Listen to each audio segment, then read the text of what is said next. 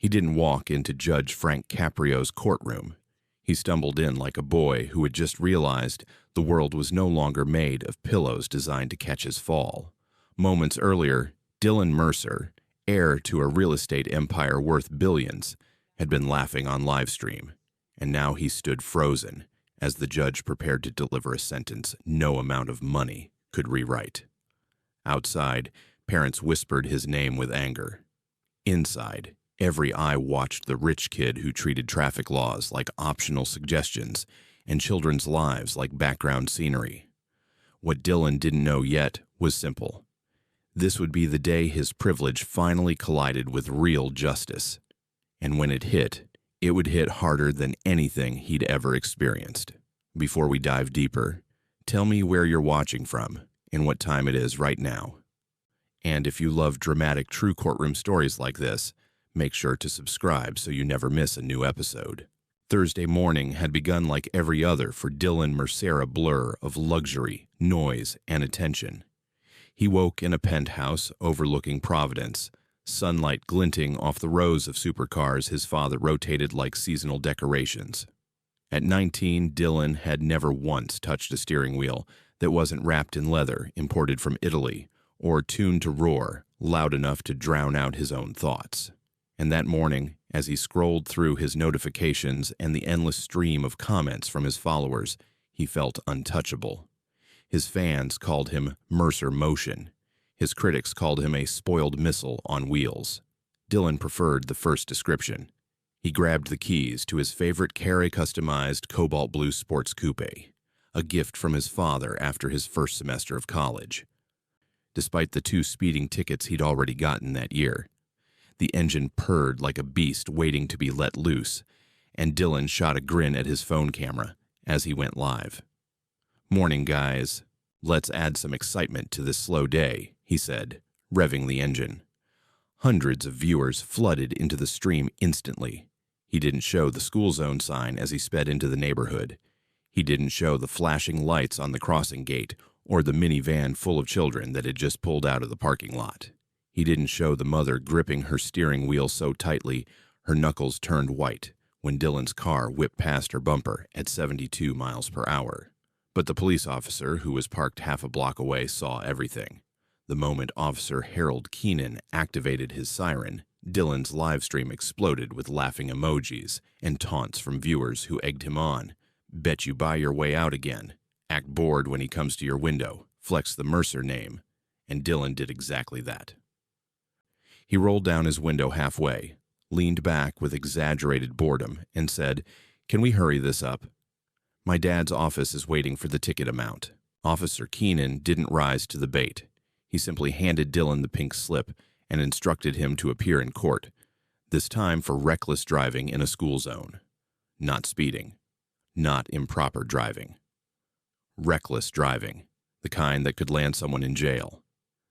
But Dylan didn't care. He ended the live stream with a wink and said, "Content boys, see you after court."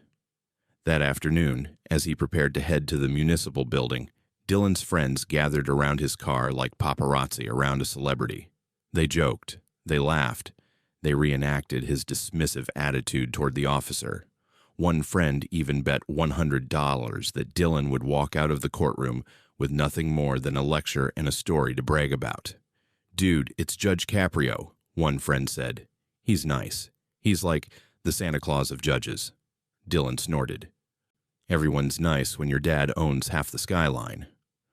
On the ride to the courthouse, he checked his DMs, hundreds of people urging him to film more content. A few even suggested angles and captions he could use inside the courtroom to boost his views. Dylan grinned. This wasn't a punishment, it was free publicity. But as soon as he stepped inside, something felt different. The hallway buzzed with tension. Parents waiting for parking hearings stared at him with quiet judgment.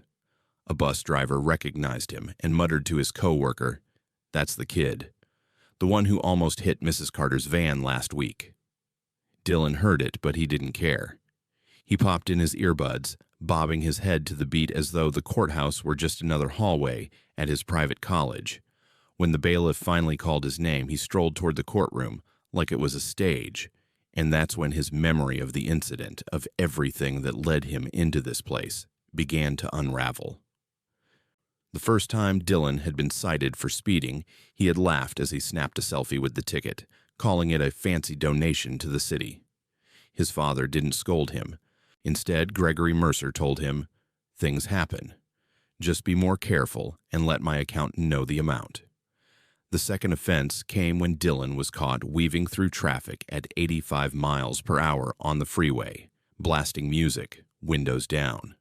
That time, a judge issued a stern warning about how close Dylan was to losing his license.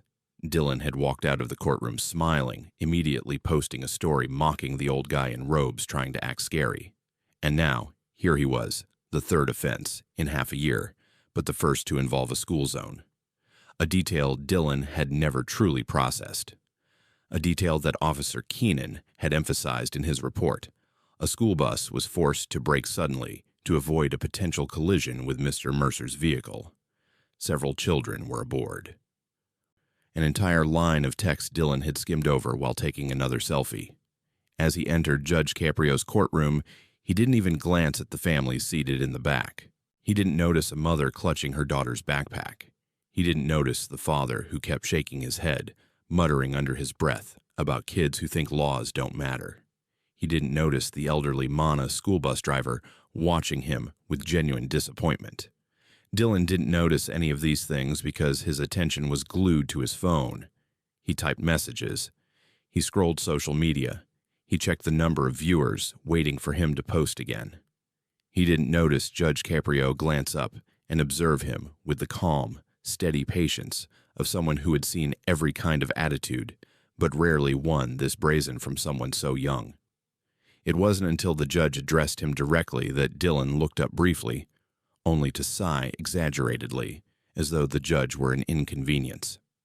It was at that moment, the moment Judge Caprio began reviewing the reckless driving charges, that something shifted in the room. The judge asked for Dylan's response. Dylan shrugged. "Just tell me the fine." The judge asked him to put down his phone. Dylan ignored him. The judge reminded him of the seriousness of the charges. Dylan smirked. "Nobody got hurt. We're all being dramatic." Every word that came out of Dylan's mouth widened the gap between him and the possibility of mercy. And still, he didn't notice. What he noticed were the glances from the audience, the mother glaring at him, the elderly bus driver shaking his head. He thought they were being judgmental, jealous even. He didn't understand that these were people who had seen danger up close, people who knew the terrifying fragility of a child crossing a road. But Dylan had never had to imagine life outside his bubble. He didn't understand the weight of what it means to stop inches from tragedy. He didn't understand that the people sitting behind him weren't watching a rich kid. They were watching someone who almost destroyed families without realizing it. And now, as Judge Caprio leaned back in his chair and reviewed the documents, a strange stillness settled over the room. Something was building. Something Dylan wasn't prepared for. Something no amount of money, followers, or family connections could shield him from. The storm was coming, and for the first time in his life, Dylan Mercer was about to learn what real consequences felt like. The tension in the courtroom settled thick as dust when Dylan finally took his place at the defendant's table. He slouched into the chair like he was collapsing onto a couch at home, one leg stretched out, hoodie half-zipped, thumbs moving across his screen with the ease of someone who had lived more online than in reality. The soft glow of his phone reflected across his face, unbothered, uninterested, untouched by the severity of where he was. Judge Frank Caprio adjusted his glasses, glanced over the papers before him, and spoke with calm courtesy. "Good morning, Mr. Mercer." There was a beat, a pause in which any reasonable person would look up, acknowledge the judge, maybe show a shred of respect. Not Dylan. "Yeah, sure," he muttered, without lifting his eyes. A few murmurs fluttered through the gallery's small gasps. A stifled scoff, the tapping halt of the court reporter's fingers. People had seen disrespect before, but Something about Dylan's particular mix of arrogance and disregard felt different. It wasn't just rude. It was hollow, detached, as if the rules of the world were lines from a play he didn't bother to memorize. Judge Caprio's face remained composed, but anyone familiar with his courtroom knew that a subtle tightening of his jaw signaled he had noticed everything. "Mr. Mercer," he said gently, "you're charged with reckless driving in a school zone. 72 miles per hour in a 20-mile-per-hour area. This is your third violation in 6 months. How do you respond to these charges?" Dylan tapped one last message, chuckled at a reply from a friend, and finally lifted his gaze only to give a look of pure impatience. "Just tell me the fine," he said. "My dad's accountant will handle it." A ripple of disbelief spread through the room. A mother sitting in the back grabbed her daughter's hand. A bus driver shook his head in disgust. Even the bailiff raised an eyebrow. But Dylan, oblivious to the disapproval, casually brushed a speck of lint off his designer sleeve. Judge Caprio folded his hands. "Mr. Mercer, this is not simply a matter of paying a fine. This is a criminal charge." Dylan shrugged. "Okay. And I still don't see the problem. Nobody got hurt." A sharp inhale echoed from the gallery. One parent whispered, "He doesn't get it. He absolutely doesn't get it." But Dylan was already back on his phone, scrolling without a care. Judge Caprio tried again. "Mr. Mercer, I need your full attention. Please put away whoa. Hang on," Dylan interrupted, holding up a finger. "My buddy's freaking out over something. Give me a sec." He didn't look up. Not even for a moment. It wasn't defiance. That would have required intention. It was worse, careless dismissal, the kind that comes from someone who never had to face consequences. The judge exhaled slowly. "Mr. Mercer, this is a courtroom, not a lounge. I must insist you put the phone away."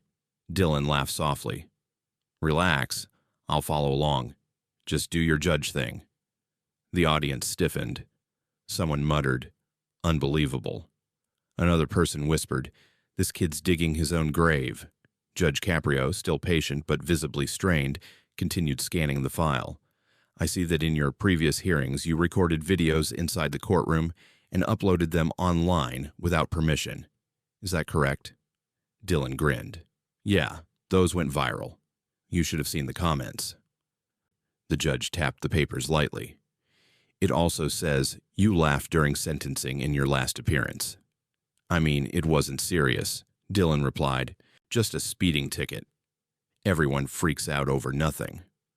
Then, as if to prove his point, Dylan lifted his phone to eye level again and swiped through messages. A bright emoji-lit conversation filled the screen. One of his friends had texted, "Bro, film him. Caprio reactions make the best memes." Dylan smirked, and he lifted his phone just slightly higher, angling it. That was the moment the room held its breath. The move was subtle, almost imperceptible, but Judge Caprio saw it. The bailiff saw it. Even the parents in the back saw the glint of the camera lens. Judge Caprio's voice dropped a full octave. "Mr. Mercer, are you recording this proceeding?" Dylan's hand froze, but only for a split second. Then he lowered the phone, leaned back, and scoffed. "Relax. Wasn't filming. Just checking something." His tone made it clear. He wasn't scared. Not even slightly. And that's when something unexpected happened. A woman in the back stood up. Her name was Maria Collins. Her voice trembled, not from fear, but from anger she had been holding in for months. "Your Honor," she said, "my daughter goes to the school he sped past. She crossed that road that day. If I had been slower pulling out, if she had dropped something and bent down, if anything had gone differently, she could have been killed. And look at him. He's laughing." Dylan rolled his eyes. "Oh, please. Here we go." Maria continued, voice cracking. "No one should be this casual about almost taking a child's life." Dylan snorted. "Lady, nothing happened. You're making this sound like a horror movie." Her breath caught. Her hands clenched. The room turned ice cold. Judge Caprio leaned forward.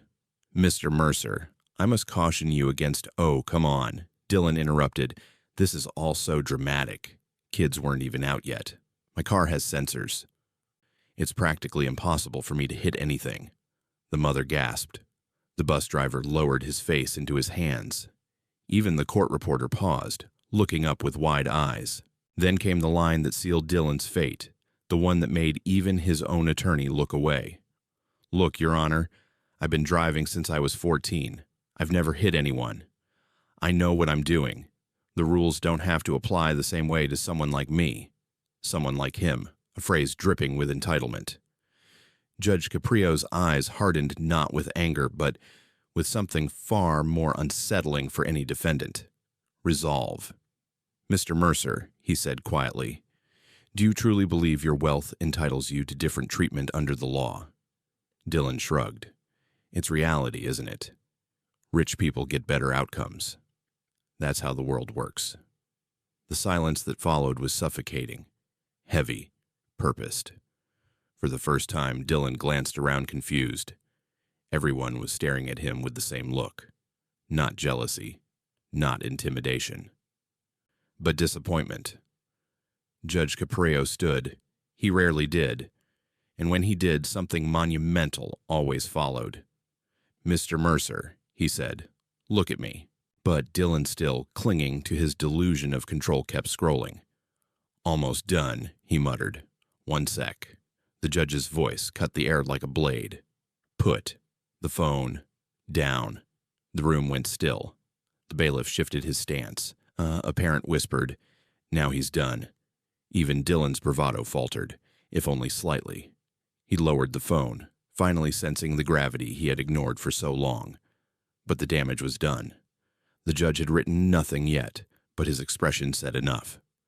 Mercy was slipping away like sand through fingers, and now the storm that had been building was about to break. Dylan Mercer had no idea how profoundly his world was about to change.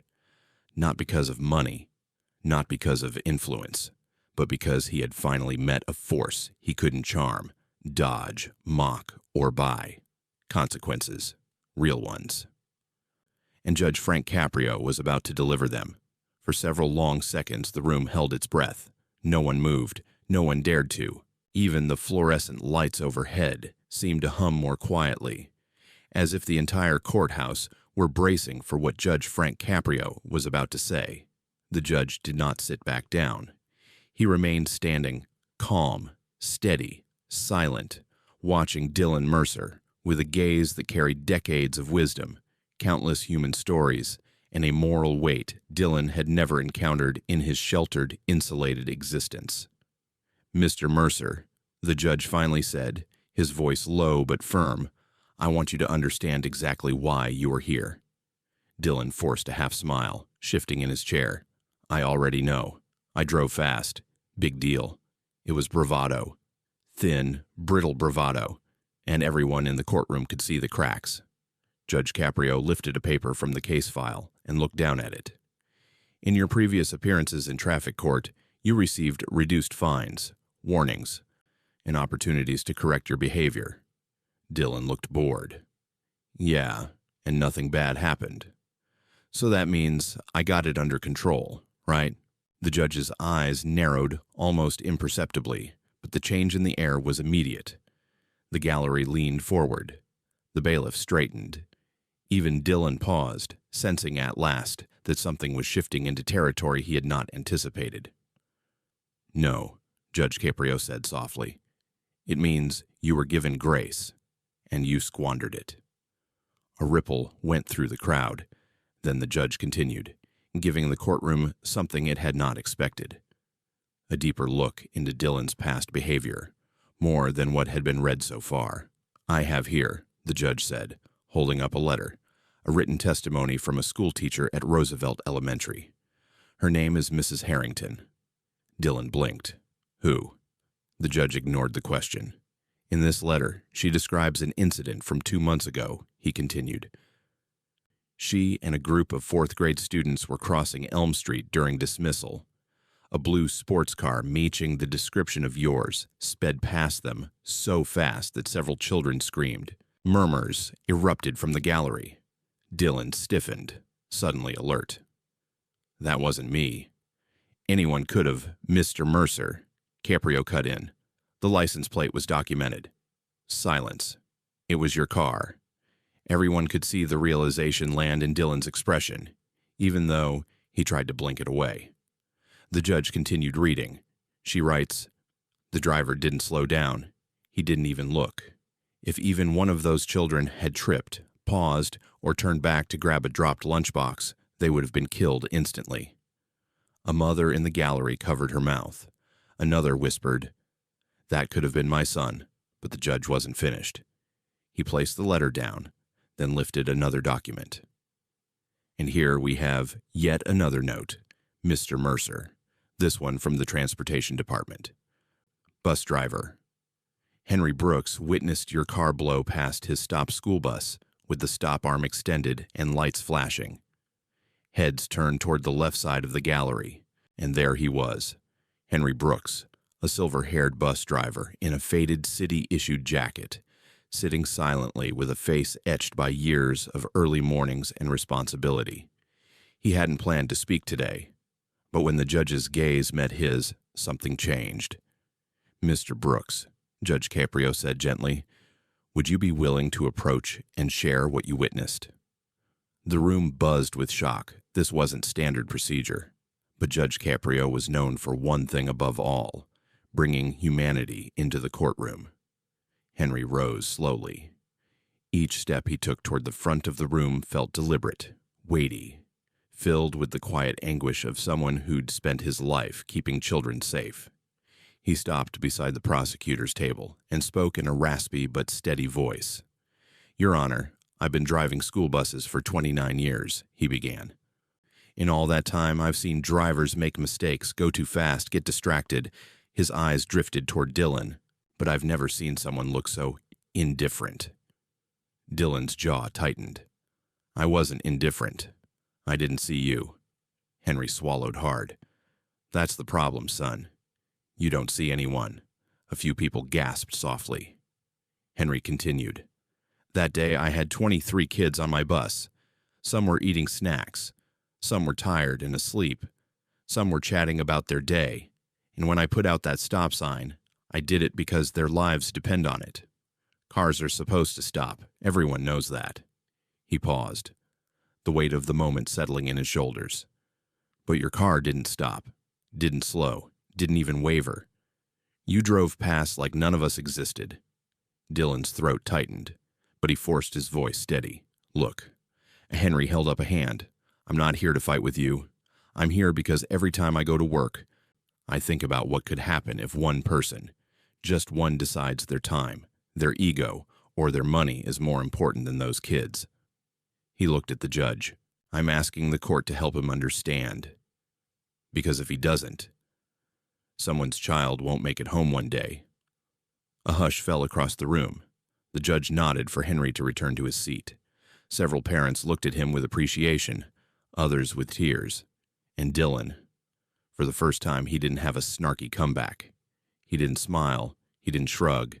He just stared at the table. A tiny crack had begun to open in his armor, but it wasn't enough. Not yet. Judge Caprio resumed his seat, then leaned forward slightly. Mr. Mercer, you've now heard 2 accounts of how your actions endangered children. Yet you still appear to believe this is a minor inconvenience. Dylan shifted nervously. I mean, nothing actually happened. The judge's voice sharpened. Nothing happened because you were lucky. The words hit like a gavel strike. Luck, he repeated, is not a substitute for responsibility. Dylan swallowed. The judge's tone softened, but the weight remained. You are 19 years old. You have your whole life ahead of you. But so do the hundreds of children who walk home every day. And they deserve to grow up without being placed in danger by someone who thinks the rules do not apply to him. From the back, Maria Collins, who had spoken earlier, took a shaky breath. She raised her hand timidly. Your Honor, may I say one more thing? The judge nodded. Maria stood. Her eyes glistened with emotion as she clutched her daughter's small pink backpack against her chest. I'm not asking for this boy to be punished harshly, she said softly. I'm asking for him to understand, to really understand what it means to be responsible for other people's children, because we can't afford for him to learn that lesson too late. Dylan stared at her. This was different from anger. This was fear-raw, parental fear, and somehow that pierced him deeper than any accusation. For a moment, his confidence faltered. He looked down at his hands and noticed they were trembling slightly. But ego is a stubborn thing. It doesn't surrender easily. So when the judge asked, "Mr. Mercer, do you have anything to say before I continue?" Dylan forced out a defensive huff. "Yeah, I get kids are important. But nothing happened, and I wasn't trying to hurt anyone. People are acting like I'm some criminal. I'm not." The mother shook her head softly. Henry Brooks sighed, and Judge Caprio tapped his pen once against the bench. "Mr. Mercer," he said, "your lack of remorse is concerning. Your lack of understanding is alarming, and your attitude is frankly dangerous." The tension in the room tightened like a rope, and then the judge said the words that shifted everything. "I am prepared to impose penalties today that may finally teach you what your privilege has prevented you from learning." A chill swept through the courtroom. Dylan's eyes widened, and everyone in the gallery leaned forward as the moment they had been waiting for, dreading, hoping for, depending on who you were, finally arrived. Judge Caprio took a breath. "Mr. Mercer, the court is now ready to deliver the sentence." The courtroom had become so quiet that even the faint buzz of the ceiling lights sounded loud. Every pair of eyes was trained on Judge Frank Caprio as he prepared to deliver the next part of his message-own that would test not only Dylan Mercer's attitude, but the very foundation of everything Dylan believed about power, wealth, and consequence. "Mr. Mercer," the judge began, "before I impose any penalties, I want to give you an opportunity, a final opportunity to show this court that you understand the seriousness of your actions. An opportunity, a lifeline. Anyone else might have grabbed it." But Dylan, arms crossed, legs sprawled out, a resentful slouch in his chair, only shrugged. "I already told you," he muttered. "I get that it wasn't ideal. But people are acting like I robbed a bank." A ripple of disbelief spread across the gallery. One man whispered, "This kid still doesn't get it." Another parent sighed in frustration. Judge Caprio did not react emotionally. He never did. But his eyes, steady, calm, deeply observant, fixed on Dylan with a focus that felt almost surgical. "Mr. Mercer," he said, "please stand." Dylan exhaled dramatically but rose to his feet, still carrying the same posture of someone who felt inconvenienced rather than humbled. "Do you understand that you could have killed someone?" the judge asked. "I mean, technically, sure, anyone driving could." This time, the gasp was louder. Even the bailiff blinked. Dylan continued, voice rising defensively. "I wasn't trying to hurt anyone. I was being stupid, okay? But nobody got hurt. So why is everyone freaking out?" Maria Collins, the mother in the gallery, clutched her daughter's backpack tighter. Her lips trembled. Bus driver Henry Brooks shook his head, whispering under his breath, "Lord help him."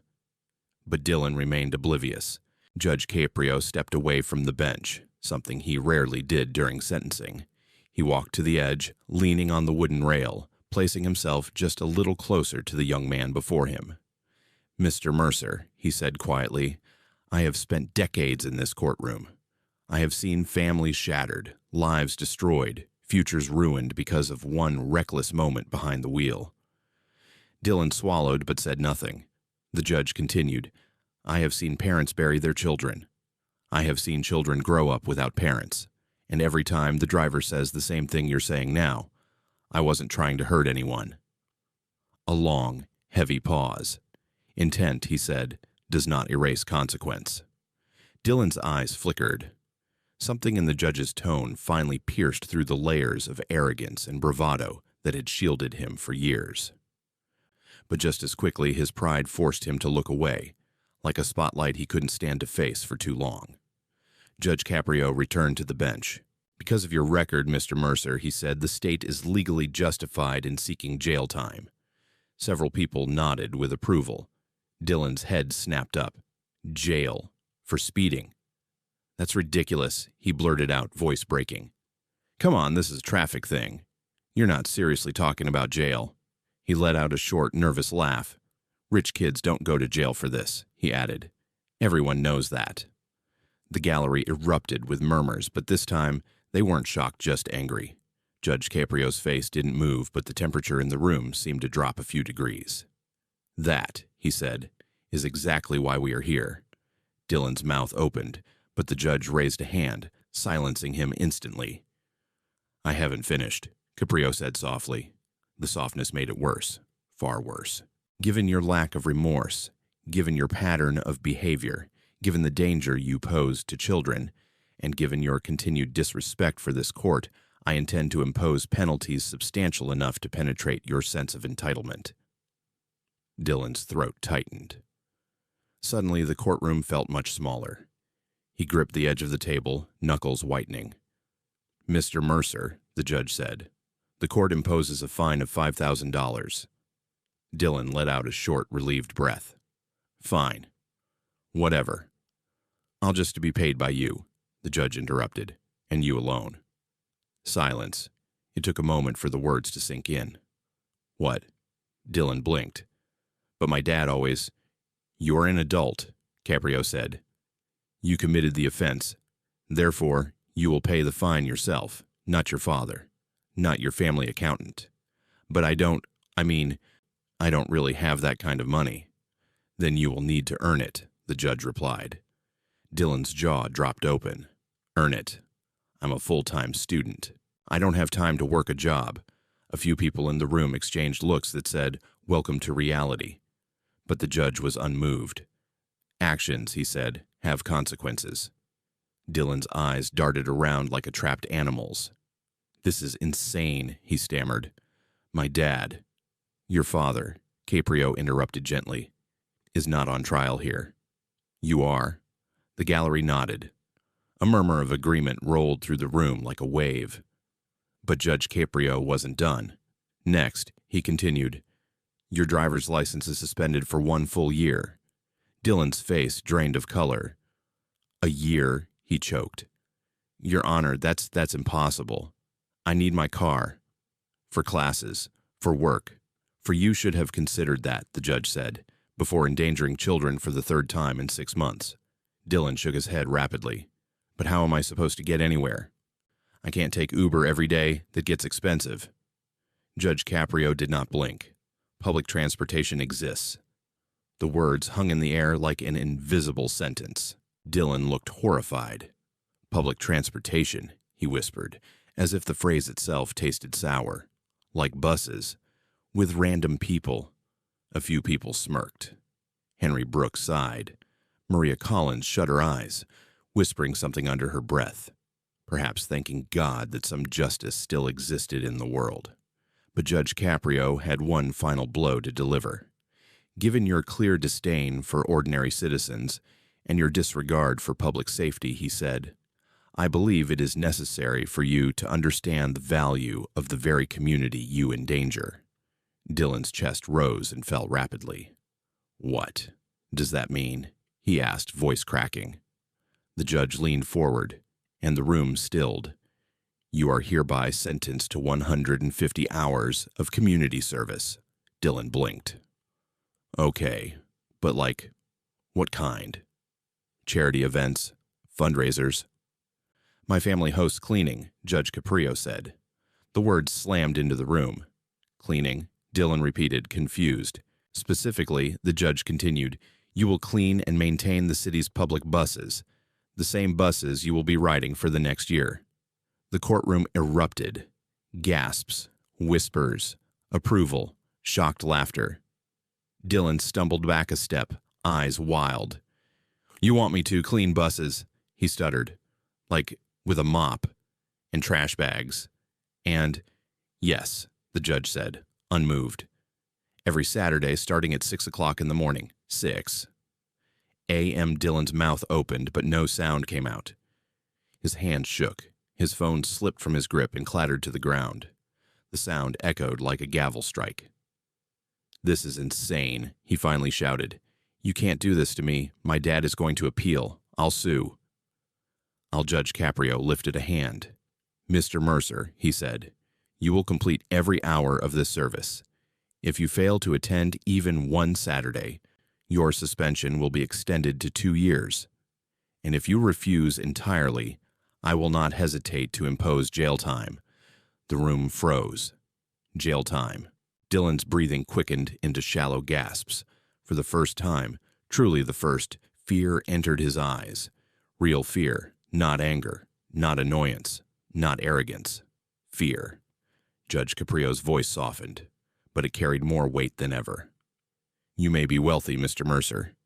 You may have influence, but you're not above the law, and you're not above your responsibility to the people whose lives you endanger."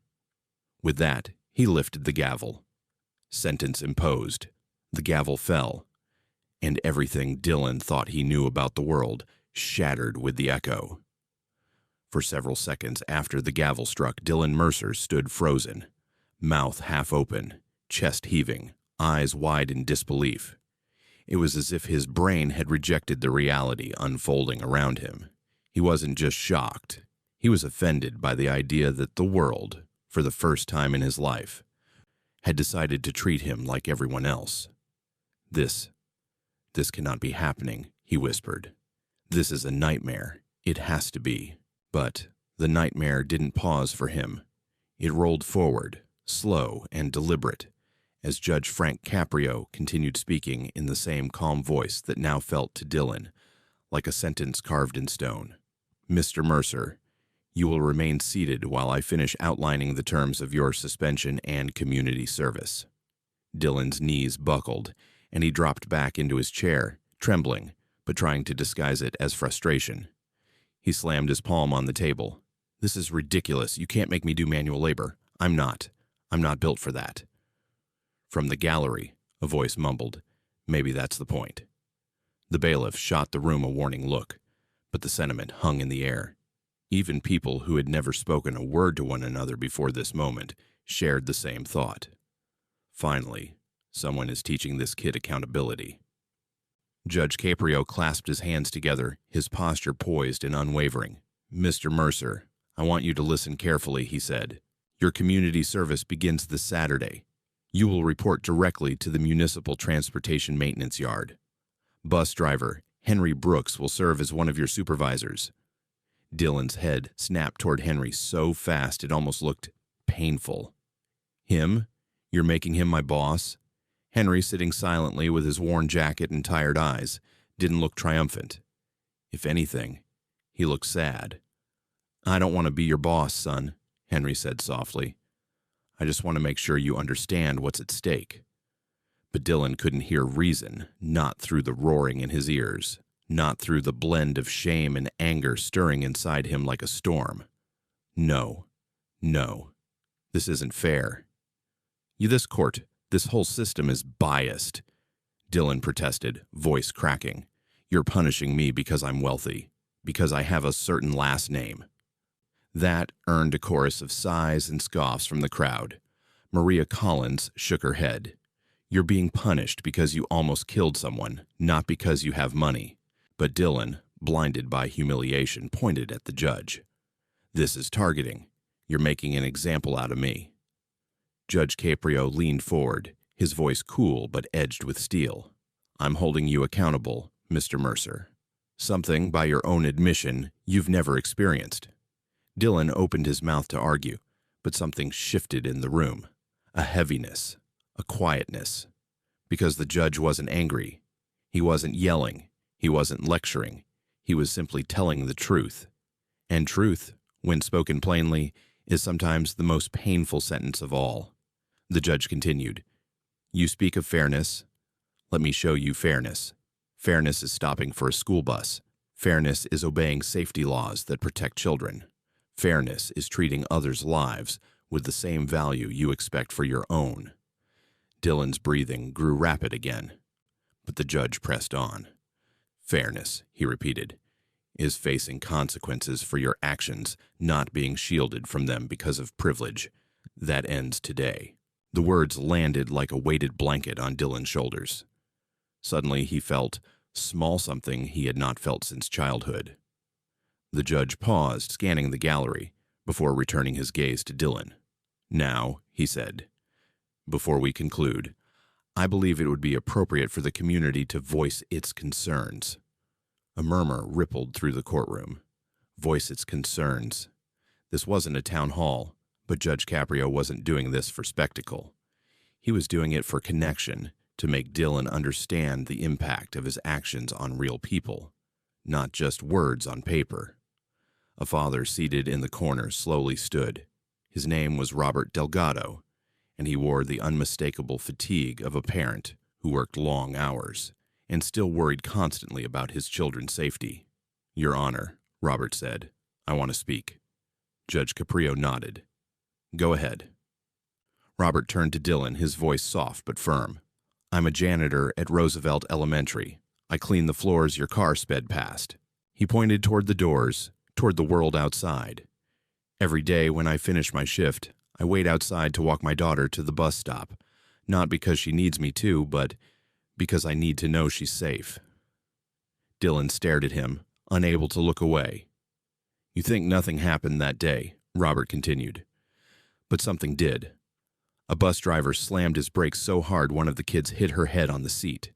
She's fine now, but she cried for 20 minutes. And you? You didn't even notice."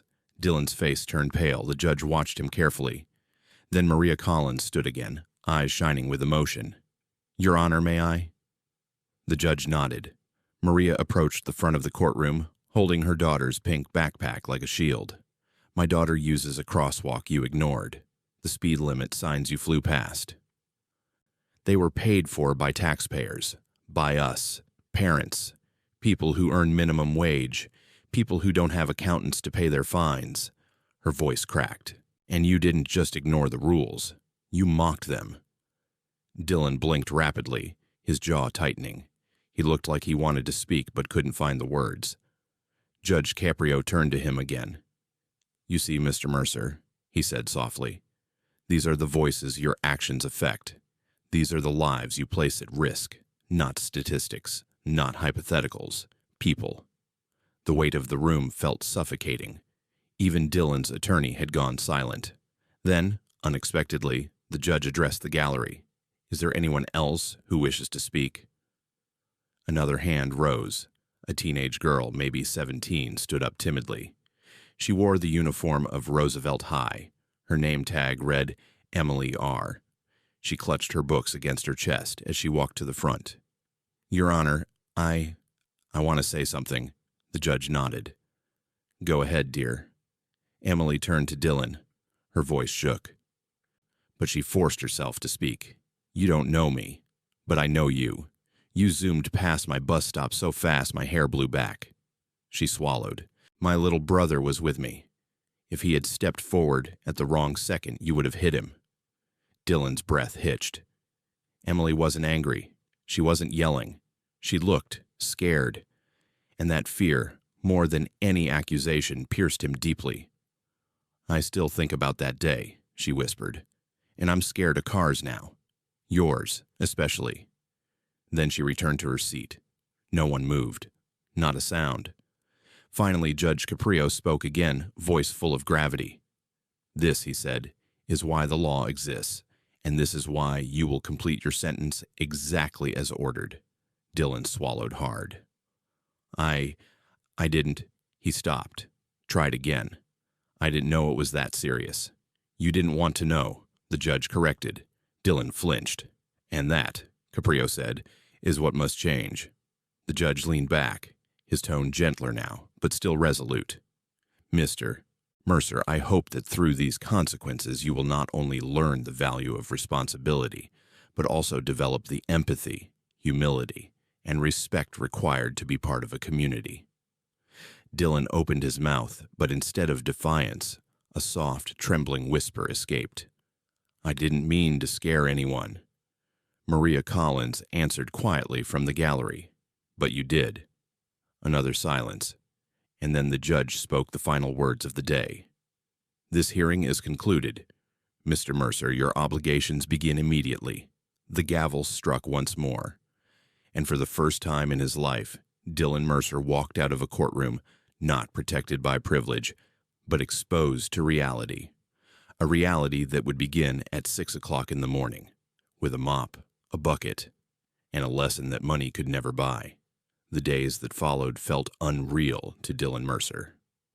He wasn't used to silence, not this kind. Not the kind that lingered in his parents' penthouse like a cold draft, sliding between marble tiles and glass walls. His father, Gregory Mercer, hadn't shouted. He hadn't lectured. He simply walked past Dylan the night after the trial, pausing only long enough to say, "You'll handle your punishment yourself. I'm not interfering." It was the first time in Dylan's life he'd heard that tone from his father. Not disappointed, not angry, empty. And emptiness was something Dylan had never learned to cope with. Friday night arrived like the final breath before a plunge into ice water. While most of Providence prepared for the weekend bars lighting up, college kids spilling into the streets, restaurants filling with laughter, Dylan sat on the edge of his bed, staring at the alarm he'd set for 4:45 a.m. 4:45 a.m. to clean buses, with people he'd spent his entire life looking down on. He tried to text his friends, "Bro, that judge is insane. I swear this is illegal. They can't really expect me to do janitor stuff." Most replies were jokes. "Wear gloves, LOL. Get content from it. This Mercer mop dude, live stream it. You'll go viral." But none of them offered help. None offered comfort. Most didn't even take it seriously. By 11 p.m., every light in the penthouse was off except his room. He finally lay down, but sleep didn't come. When his alarm blared in the dark, he felt like he'd been awake for hours. The morning cold hit him like a slap. He dressed without enthusiasm. Plain sweatshirt, old sneakers, no designer brand visible for once. When he caught a glimpse of himself in the mirror, he barely recognized the reflection. No swagger, no confidence. Just a 19-year-old kid who looked more scared than anything. The city was still half asleep as he waited for the busies, an actual city busto, take him to the municipal transportation yard on the outskirts of town. When the vehicle pulled up with screeching brakes, Dylan froze. A moment of pure humiliation pinned him in place. People inside looked exhausted. Some looked bored. Some looked like this was their 10th ride of the day. None looked like they cared who he was. But to Dylan, stepping onto that bus felt like stepping into another world, one he'd been told his whole life he would never have to enter. He took a seat in the very back, head down, hoping no one would recognize him. One older woman squinted. "Aren't you that rich kid from the news?" He wanted to melt into the floor. When he arrived at the maintenance yard, the early morning cold slapped him again, this time sharper, with a bite that cut through his sweatshirt. There were no marble floors here, no glossy surfaces or polished windows, just concrete, metal, tools, oil stains, and silence broken only by the whirring hum of diesel engines warming up. Henry Brooks, the silver-haired bus driver from the courtroom, stood waiting, clipboard in hand. He looked tired but alert. The kind of man who'd been up for hours already. Dylan approached cautiously. Henry didn't smile, but he didn't glare either. "Morning," he said simply. "You're on time." Dylan swallowed. Things he'd never touched in his life, things he'd always assumed someone else would deal with. He looked at the brush like it was a foreign object. "You want me to actually scrub?" he asked. Henry glanced at him. "That's what cleaning is." Dylan hesitated. Henry didn't raise his voice, didn't scold him, didn't belittle him. He simply said, "Kid, no one here is above the mop, not even me." So Dylan knelt and scrubbed. The first 30 minutes were agony. His back hurt. His arms ached. The brush slipped out of his hands twice. His breath fogged in the cold air. Sweat soaked into his sweatshirt. But for the first time in his life, work didn't give him a sense of superiority. It gave him silence, a chance to hear nothing but his own breathing, his own thoughts, his own heartbeat. As if this was the world telling him, "Slow down. See what you've ignored." By hour 2, he was covered in dirt, sweat, and a growing sense of disbelief that this grimy, Repetitive labor was the daily reality for people he had spent years calling regulars, normies, and sometimes, in less charitable moments, background characters. Around 8 a.m., other bus drivers started arriving. Some stared, others smirked. A few whispered, "That's the Mercer kid. No way. He's really doing it." Guess Caprio wasn't joking. Dylan forced himself to keep scrubbing, cheeks burning with humiliation. One younger driver, maybe in his late 20s, walked up to him during a break.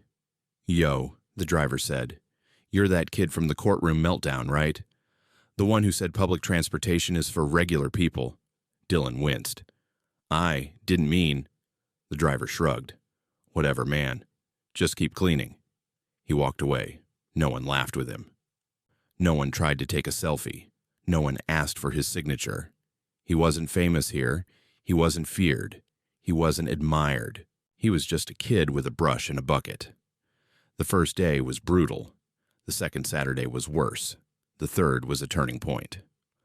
On that third Saturday, while Dylan was wiping down a window covered in fingerprints, something unexpected happened. A tiny kindergarten girl stepped onto the bus, holding a small lunchbox with cartoon animals on it. She stared at Dylan, really stared, eyes wide, curious, cautious. Dylan blinked. "Hi." She didn't respond. Instead, she turned around and called, "Mom, there's someone cleaning the bus." Her mother chuckled. "Yes, sweetheart, people clean the buses so they stay nice." The girl tilted her head. "But boys my age don't clean." Her mother corrected her gently. "Not boys your age. That's a young man doing his job." Then the mother added, smiling kindly at Dylan, "Thank you." Dylan froze. A simple thank you. It hit him harder than any insult or punishment had so far. As the bus pulled away, Henry approached him slowly. "That," Henry said, "is why we keep these buses clean. Because those little ones deserve to feel safe. Every day." Dylan stared at him. I never really thought about it." "That much is obvious," Henry said, not cruelly, just honestly. "But you're thinking about it now. And that's a start." Dylan didn't reply. He simply nodded and returned to work more quietly, more thoughtfully, more deliberately than before. By the 6th Saturday, he didn't need reminders. By the 8th, he showed up 10 minutes early. By the 10th, he'd stopped checking his phone entirely. One morning, Henry found him cleaning a bus alone. "No one asked you to do this," Henry said. Dylan shrugged. "I know." Henry studied him for a moment. "You're changing," he said. Dylan's throat tightened. Maybe. But the truth was clearer than he could admit out loud. He wasn't becoming someone different. He was becoming someone he'd never allowed himself to be. The world was finally bigger than his father's wealth, bigger than his own ego, bigger than the bubble he'd grown up in. And for the first time in his life, Dylan didn't want to run from it. He wanted to understand it, to feel it, to earn his place in it. He just didn't realize that the real test, the moment that would prove whether he'd truly changed, was still ahead. Waiting for him in the courtroom, months later. Waiting for him with Judge Frank Caprio. And waiting with the community he had endangered. Saturday, number 39, or maybe 40. By now, the count didn't matter anymore. The cold mornings still bit at Dylan's fingers. The smell of gasoline still clung to his clothes. And some days, the grime on the bus floors still made him gag. But none of it felt like punishment anymore. Somewhere between the first mop stroke and the most recent bucket refill, something inside him had shifted. He didn't dread the work now. He didn't resent it. In a strange, quiet way, he needed it. The maintenance yard had become the one place where nobody tiptoed around his last name. Nobody pretended he was special. Nobody expected him to play a role. Here, he wasn't a Mercer. He was just Dylan. By early spring, he knew the names of almost every driver. He learned which buses had doors that stuck, which heaters failed during early morning routes, which seats squeaked when kids bounced on them. He helped Henry carry toolboxes, listened to stories about decades of schoolchildren, and watched the way drivers greeted each kid like it was a privilege, not a chore. This world wasn't glamorous. It wasn't shiny or elite or exclusive, but it was real. And for a kid who had grown up in a penthouse in the sky, there was something grounding, almost healing, about standing on concrete floors and breathing diesel air. "It's funny," Henry said one morning as Dylan finished scrubbing the back row. "When you first came here, you looked like a cat someone shoved into a bathtub." Dylan snorted. "Yeah, I remember. I thought this place was beneath me." "It's not unusual," Henry replied. "Plenty of folks think that until life humbles them." Dylan leaned on the mop handle. "I guess I needed humbling." Henry didn't answer immediately. He studied the young man in front of him, the same teenager who once mocked the idea of riding a bus, now working harder than some grown men. "You needed honesty," Henry finally said, "about yourself, about the world, about how fragile everything really is."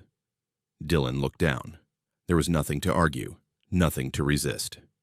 He knew Henry was right. One morning, after months of work, he found himself pausing during a break as a school bus pulled into the lot. A line of second graders hopped off, laughing and singing, backpacks bouncing. Their bus driver waved at them until the last little shoe cleared the curb.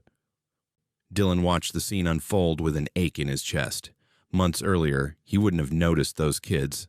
They would have been blurs in the rearview mirror, irrelevant, invisible, disposable. Now, the idea of speeding past any of them filled him with dread. "You thinking about something?" Henry asked beside him. "Yeah," Dylan said quietly. "About how close I came to messing up someone's life. Maybe a lot of lives." Henry nodded. "Awareness is the first step to responsibility." "And the second?" Dylan asked. "Consistency," Henry said. "Doing the right thing even when no one's watching." Dylan looked out at the yard again, breathing in the cool morning air. "I'm trying," he said. "I know," Henry replied. When Dylan finally completed his 150th hour of community service, it didn't feel like an ending. It felt like something unfinished, like he had begun a chapter he still wasn't ready to close. But now it was time to face the person who set all this in motion, Judge Frank Caprio. The morning of his follow-up hearing, Dylan dressed more carefully than usual. Not in designer clothes, those didn't feel right anymore, but in something simple. A clean shirt, plain jeans, tidy shoes. His hair combed, his posture straighter, his phone tucked away in his pocket and set to silent. On his way out, he passed his father. Gregory Mercer looked up from his newspaper, not with annoyance, not with shame, but with something softer. Something Dylan had never seen in his eyes before. Pride. "You've done good work," Gregory said quietly. Dylan blinked. "How do you know?" "People talk," his father replied. "Drivers, parents, even someone from the transportation board. They say you show up early. They say you don't complain. They say you help others without being asked." Dylan looked away, embarrassed. "It's just what I had to do." "No," his father said, gently standing up. "It's what you chose to do. That's different." For the first time in a long time, father and son shared a silence that didn't feel heavy. "Good luck today," Gregory added. "I'll be in the gallery." Dylan nodded, throat tight. By 9 a.m., the municipal courtroom was full. Again, parents, drivers, a few curious locals, and even several of the kids Dylan now recognized from bus routes. He felt heat crawl up his neck when he saw them whispering. Henry was there too, sitting respectfully in the back row. When the bailiff called, the state of Rhode Island versus Dylan Mercer, the room went quiet. Dylan walked forward, not slouched, not careless, not looking at his phone. He stood tall, present, changed. Judge Caprio looked up and studied him for a long moment. Not judgmental, not suspicious, just observant. "Good morning, Mr. Mercer," he said. Dylan met his gaze. "Good morning, Your Honor." A few people in the gallery murmured with surprise. Respect. Actual respect. The judge opened the file before him. You have completed your 150 hours of community service. Yes, Your Honor, and your supervisors have all reported satisfactory performance. Dylan swallowed. I hope more than satisfactory. The judge lifted an eyebrow. Indeed. I have here a statement from Mr. Henry Brooks. He describes you as reliable, punctual, and willing to work hard without complaint. Dylan's face flushed as the gallery turned to look at Henry, who gave a modest nod. Judge Caprio continued reading. He also states that you demonstrated significant personal growth and a newfound understanding of responsibility to the community. Dylan blinked rapidly, trying to steady his breath. Then the judge set the papers down and leaned forward. Mr. Mercer, I want to hear from you directly. Tell me, what did you learn? Dylan tightened his grip on the edges of the table. At first, he began softly. I thought everyone was overreacting. I thought this was just punishment, something unfair that was being done to me. He took a breath. But the more I worked, the more I listened, the more I saw the people my actions affected, the more I realized how wrong I'd been.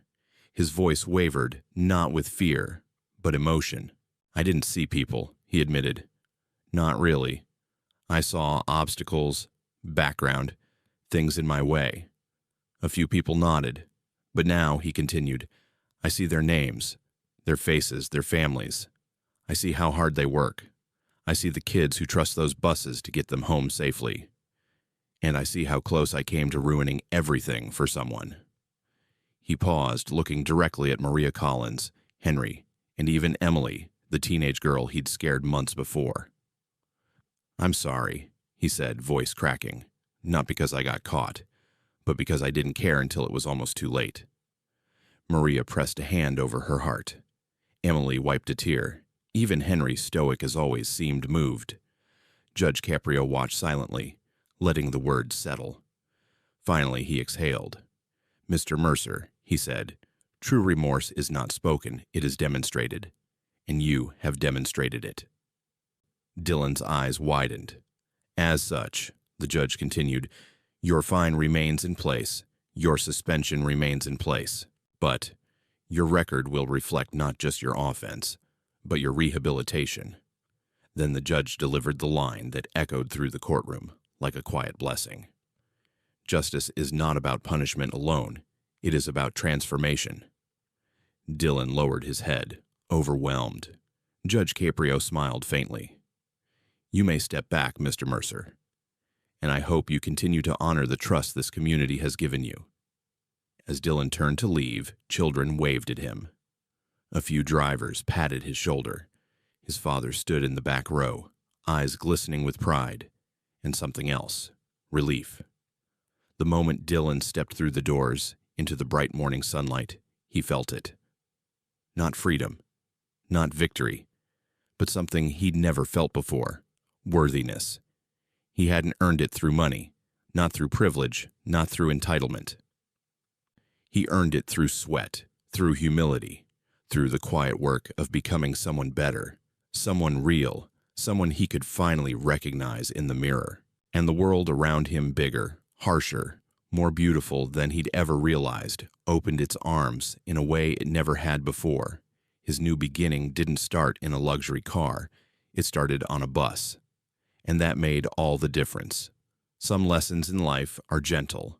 Others arrive like storm cloud, shaking, impossible to ignore. And for Dylan, this storm became his turning point. His journey reminds us of something quietly powerful. Privilege can insulate us, blind us, even corrupt our sense of responsibility. But accountability, real accountability, can set us free. Behind every traffic sign is a family. Behind every speed limit is a child's life. We often forget how fragile the world becomes at 40 miles per hour. But justice, when delivered with compassion, doesn't just punish the reckless, it gives them a chance to grow. Tell me, have you ever witnessed reckless driving near a school zone? How did it make you feel? Share your story in the comments and let me know where you're watching from. And if you want more emotional, real-life courtroom stories like this one, make sure to subscribe.